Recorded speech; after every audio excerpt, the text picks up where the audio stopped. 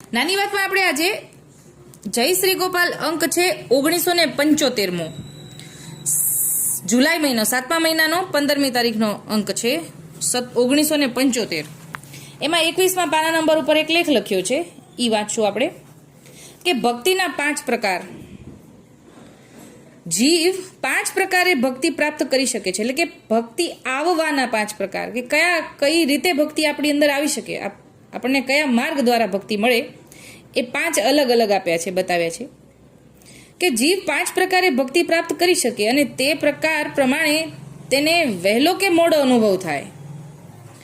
એક તો છે જન્મ સિદ્ધ, બીજું સ્વપ્ન સિદ્ધ, ત્રીજું અકસ્માત સિદ્ધ, ચોથું કૃપા સિદ્ધ અને 5મું મંત્ર સિદ્ધ.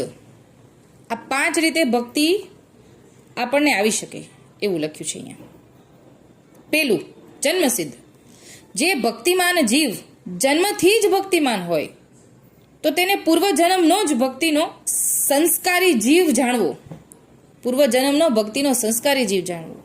એનો દાખલો અર્જુનને ચોખ્ખો જ આપેલો છે કે પૂર્વજન્મમાં તે ઈશ્વર સાધક હોય, તેની સાધના ભક્તિ જ્યાંથી અધૂરી હોય ને ત્યાંથી જ તે નવા જન્મમાં શરૂ કરે છે. એટલે કે પૂર્વજન્મમાં જ્યાં અધૂરું હોય પછીના જન્મમાં અધૂરેથી શરૂ કરે, ઝીરોથી ન ચાલુ થાય, પહેલાંનું બધું જતું ન રહે, એનાથી આગળથી શરૂ કરવાનું હોય. એટલે કે જન્મતા વેત જ એને જન્મસિદ્ધ ભક્તિ સિદ્ધ થઈ ગઈ કહેવાય. તેની સાધના ભક્તિ જ્યાંથી અધૂરી હોય ત્યાંથી મળે. એમ પ્રભુએ અર્જુનને શ્રીમુખે કહ્યું કે આ જીવો જન્મસિદ્ધ ભક્ત કહેવાય. હાલના જમાનામાં જીવો તેવા ઘણા ઓછા હોય છે. લલિતા તે હર બાઈ બા વધાવે વારણા રહી. લલિતા અને બિહારીદાસને પણ આપણે એ રીતે ગણી શકાય. બીજું સ્વપ્ન સિદ્ધ. સ્વપ્ન સિદ્ધ ભક્તિ કોઈ ભક્ત પર પ્રભુની કૃપા હોય, દૈવી જીવની કૃપા હોય તો તેને સ્વપ્ન મારફતે ભક્તિ માર્ગ તરફ જવા માટે પોતે આજ્ઞા કરે તેવા ભક્ત આપણા ગોરબાઈ. આપણે ગોરબાઈની વાર્તા આવી હતી ને, નાની વાતમાં આપણે આવી ગઈ કે જૂનાગઢના છે, એના સાસુ બહુ ખીજાયા, જારીજીત ફોડી નાખ્યા એના સાસુએ, કેમ કે ગોરબાઈને બ્રહ્મ સંબંધ નહોતું, ગોપાલાલના સેવક હજી નહોતા થયા. એ ગોરબાઈની વાર્તાનું અહીંયા અનુસંધાન છે કે એને સ્વપ્ન આવ્યું.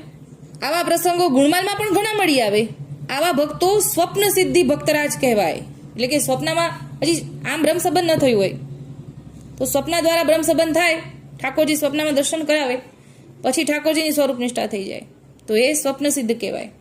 તો વીરજીભાઈ વાણિયાની પત્ની પણ સ્વપ્ન દ્વારા શરણદાન મળ્યું છે. વીરજીભાઈ વાણિયાની પત્ની, જે આપણે પુષ્ટિ સંહિતામાં પણ આ પ્રસંગ પણ આપણે નાની વાતમાં લેવાઈ ગયેલો છે, તો એ પણ સ્વપ્ન સિદ્ધ કહેવાય. ત્રીજું અકસ્માત સિદ્ધ. આવા અકસ્માત સિદ્ધ ભક્તો તો ભાગ્યશાળી કહેવાય, કારણ કે વગર સાધને કર્યા વગર, પ્રયત્નો કર્યા વગર પ્રભુનો અનુભવ થાય. તે મોટા નસીબની જ વાત છે. આમાં પણ સંસ્કારોને દેવીપણું તો સાધનમાં હોવું જોઈએ. આવા ભક્તો આપણા પુષ્ટિ સંપ્રદાયમાં ઘણા થઈ ગયા, જેમ કે મયા ઢીમર, પોરબંદરના ઠકરાણા, રાજકોટના રાજા વિભાજી વગેરે આમાંના છે. એમનો ભક્તિ માર્ગમાં પ્રવેશ થતાં જ પ્રભુજીએ પૂર્ણ પુરુષોત્તમ રૂપે દર્શન દઈ દીધા ને પોતાનો અનુભવ આપ્યો. એ મહાન ભાગ્યની જ વાત કહેવાય. એમાં પણ હરજી કેશવ જેવા ભગવત ભક્તો તો પ્રભુના દર્શન વિના રહી જ નતા શકતા. તેથી પ્રભુએ ચરણ સેવા પધરાવી આપી. મેઘાજીભા પણ એવા જ કૃપાપાત્ર રહ્યા, ભગવત ભક્ત થઈ ગયા. આવા ભગવત ભક્તોને પ્રભુ સાક્ષાત સાનુભાવ જણાવતા હતા અને પ્રભુ ભક્ત વાત્સલ્ય જ્ઞાતિ કે જાતિ કાંઈ જોઈ નહીં. વ્રજનો ઠાકોર ભાવનો ભૂખ્યો છે એવા લોકો, તેને જ્ઞાતિની ખબર જ નથી ને જાણવા માંગતા જ નથી. આવા ભક્તનો અકસ્માત સિદ્ધ ભક્તો કહેવાય. ચોથું કૃપાસિદ્ધ. કૃપાસિદ્ધ ભક્તિ કોઈ જીવ પર કોઈ ભક્તની કૃપા થાય તો તેને પોતાનો અનુભવ આપીને ભક્તિ તરફ લઈ જાય તેવા ભક્તો કૃપાસાધ્ય ભક્તો કહેવાય. આવા ભક્તોનો પુષ્ટિ સંપ્રદાયમાં તો પાર જ નથી. વાંચો ગુણમાલ, જીવનદાસ ખોજા, કાનડ ચારણ, વૈષ્ણવ તથા પ્રભુજીના એક લાડીલા ભગવત ભક્તને એક ગુણકાનો પ્રભુના ચરણમાં લાવી દીધી. એટલે કે મોહનદાસ કાણાએ ગુણકાને, મોહનદાસ કાણાએ કૃપા કરી. કૃપાસિદ્ધની વાત ચાલી છે ને, એટલે કે જીવ ઉપર કોઈ ભક્તની કૃપા થાય, એટલે કે ગુણકાની ઉપર મોહનદાસ કાણાની કૃપા થઈ અને ઠાકોરજીની સન્મુખ લાવી દીધી, તો આ કૃપાસિદ્ધ ભક્તિ થઈ મળી ગુણકાને. એની એવી વાત કરે છે કે ચરણમાં લાવીને ઉદ્ધાર કરી દીધો. તે ભગવત ભક્ત એને હજુ પણ સૌ સંભાળી રહ્યા છે, અને એ મોહનદાસ કાણાને ડીંગલાથી વૈષ્ણવો હજી પણ બધા બાધા રાખે છે કે જેથી મન મનોરથ પૂર્ણ થાય. આવા જીવો કૃપાસિદ્ધ કહેવાય. 5મું, મંત્રસિદ્ધ.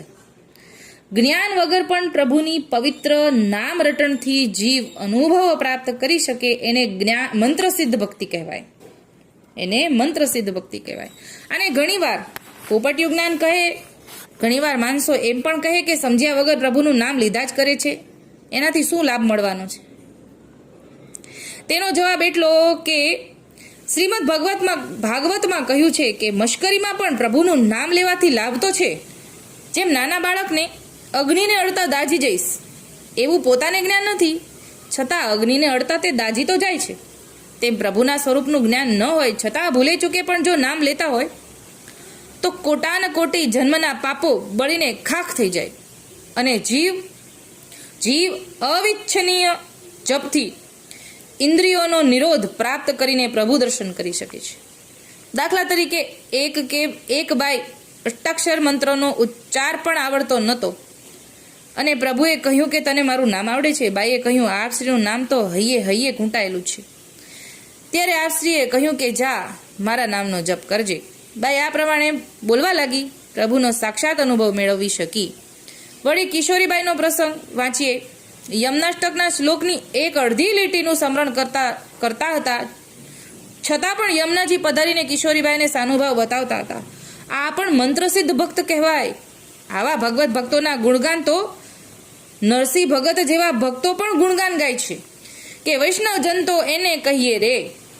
વળી ભગવત ભક્તો કવતમાં કહે છે કે વૈષ્ણવને ઠાકર બેવ વડિયા તેમાં ભલપણ કમણ ભણીજે. તેમ પ્રભુજીએ પોતાના ભક્તોને પોતાની બરાબરીમાં લાવીને સાક્ષાત્કાર કરાવીને ભજનાનંદની પ્રાપ્તિ કરાવી છે. તો અહીંયા આપણે એ જાણ્યું કે ભક્તિ આ પ્રકારે આપણને મળી શકે, ક્યાં તો કૃપા દ્વારા, કાં તો નામ સ્મરણમાં દ્વારા, કાં તો અચાનક જ તે ઠાકોરજી કૃપા વિચારે આપણા પર, અથવા તો સ્વપ્ન દ્વારા, અને અથવા તો જન્મસિદ્ધ દ્વારા. આ દ્વારા આપણને ભક્તિ આપણને આવી શકે. તો અત્યારે આટલું જ બોલી